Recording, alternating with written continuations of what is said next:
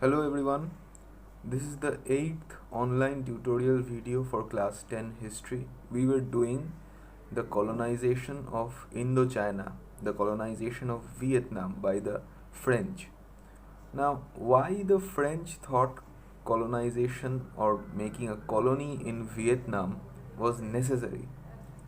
Colonies were considered essential to supply natural resources and other essential goods.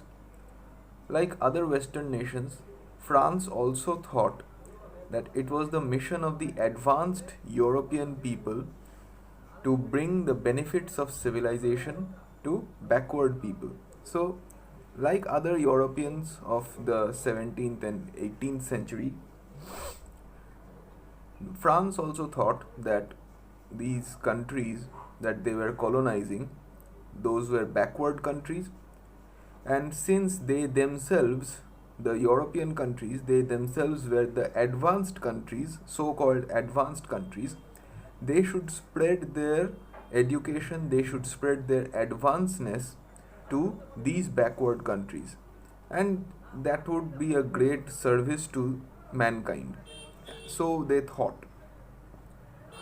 The French began by building canals and draining lands in the Mekong Delta to increase cultivation. So the French started the colonization process by building canals and draining lands in the delta region of the Mekong River. Why? To increase cultivation. The vast system of irrigation works, canals, and earthworks, built mainly with forced labor, increased rice production and allowed the export of rice to international markets. The area under rice cultivation went up from 274,000 hectares in 1873 to 1.1 million hectares in 1900 and then 2.2 million in 1930. Vietnam exported two-thirds of its rice population, and by 1931 it had become the third largest exporter of rice in the world. Now, the exportation of rice was followed by a series of infrastructure projects to help transport goods for trade, move military garrisons, and control the entire region. So, like the setting up of railway networks in India, France also set up railway networks in Vietnam or the whole of Indochina combined. The British set up railway networks in India for their own benefits to move armies from there, here and there, from parts of India to parts of present day Afghanistan, to move goods, to control trade, to control the armies, etc. So the same thing happened with Vietnam also, only instead of English it was the French. Construction of a trans-Indochina rail network that would link the northern and southern parts of Vietnam and China was begun. So the northern part of Vietnam and the southern part of Vietnam was to be connected by a long railway line which would also get extended to China. The final link with Yunnan and China was completed by 1910. The second line was also built, linking Vietnam to Siam. Siam is present day Thailand, via the Cambodian capital of Phnom Penh. By the 1920s, to ensure higher levels of profit for their business, French business interests were pressurizing the government of Vietnam to develop the infrastructure further. So, as I said, for their own interest, the colonial powers were building infrastructure in the colonized countries, like the British did in India with the building of railways. Similarly, the French businessmen, the French traders also, they pressurized the French Vietnamese government to build up more infrastructure so that their business would get profits.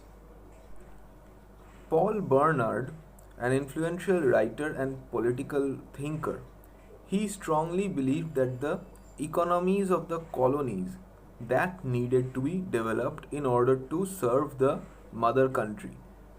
He argued that the purpose of acquiring colonies was to make profits.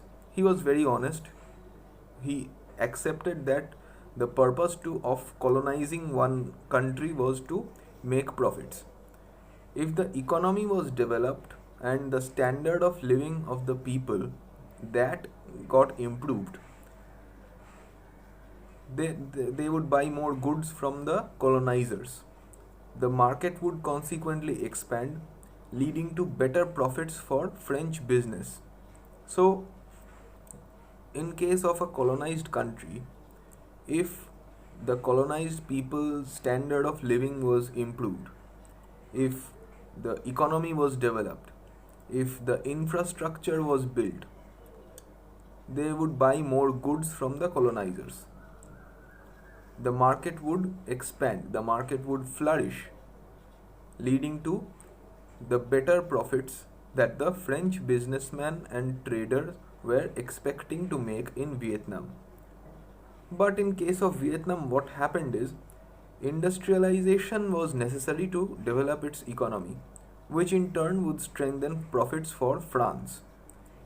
The French, contrary to what Bernard had said, did little to industrialize the economy. The French did almost nothing to industrialize the economy. Vietnam was basically an agricultural country, and the French did almost nothing to revolutionize that. Agriculture was there, but it remained an agricultural economy. In the rural areas, landlordism spread and the standard of living declined further. So, in the rural areas, landlordism, the practice of having landlords, the practice of bonded labor being worked in the cultivation fields, that was that got created actually, and the standard of living for the people of Vietnam declined further due to lack of industrialization. Okay, I think we will stop here for today. We will continue this in the next video also. Till then, bye.